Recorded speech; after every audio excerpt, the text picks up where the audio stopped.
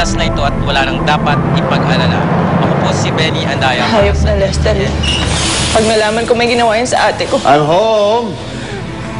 Hayop ka! Oy! Problema mo, ha? Anong ginawa mo? Nasaan ang ate ko? Nasaan ang ate ko? Wala akong ginawa. Dinalan pa nga kita ng pasalubong, oh. Gustong-gusto ng pamangkin mong hilaw yan, eh. Anong ginawa mo sa ate ko?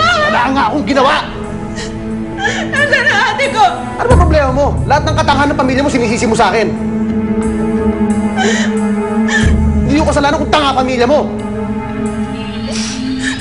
Nasaan ang ate ko? Alabayan mo na kami. Bakit hindi mo malumunan?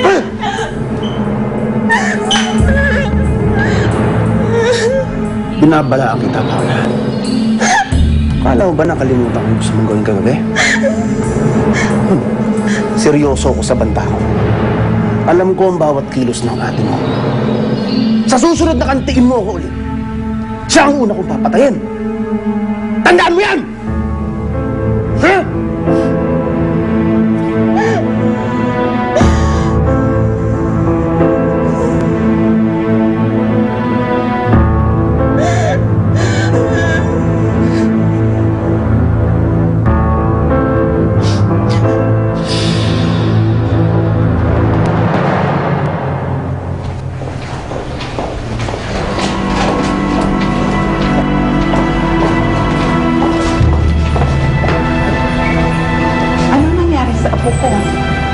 Ano nangyari sa'yo, Apo? Ha?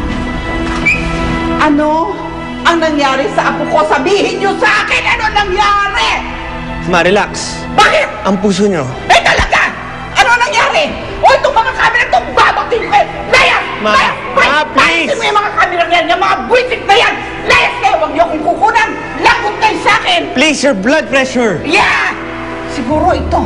Alam ko ito. Ikaw ang may kasalanan kaya nangyari ito sa apo ko, ano? Excuse me, ha? Huwag mong sisihin ang anak ko. At bakit hindi? It's not her fault. Si Helen at saka si Dave ang kasamang namasyal ng apo natin. Busy sila sa isa't isa. Kaya napabayaan nila ang apo natin. And now, if you will excuse us, we will go already. Ha? Release na si Ninyo eh. Kailangan na magpahinga. Let's go. Maihatid ko lang si Ninyo.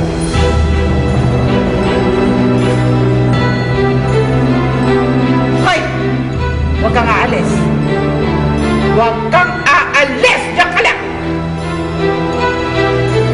Ano ang nangyari at na-aksidente ang aking apo?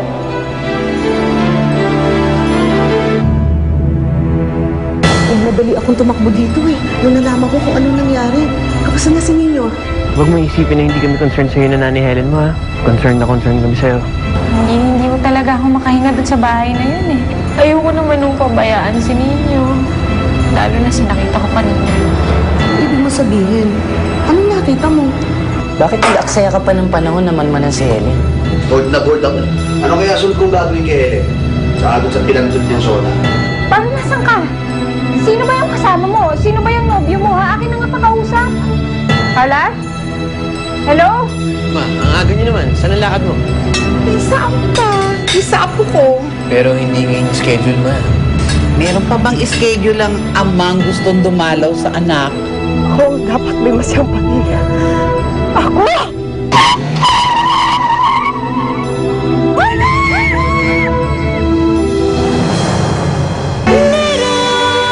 Napanood mo ang mga nakakaantig na tagpo sa Little Star. Hatid sa inyo ng New Best Ever Sunsilk.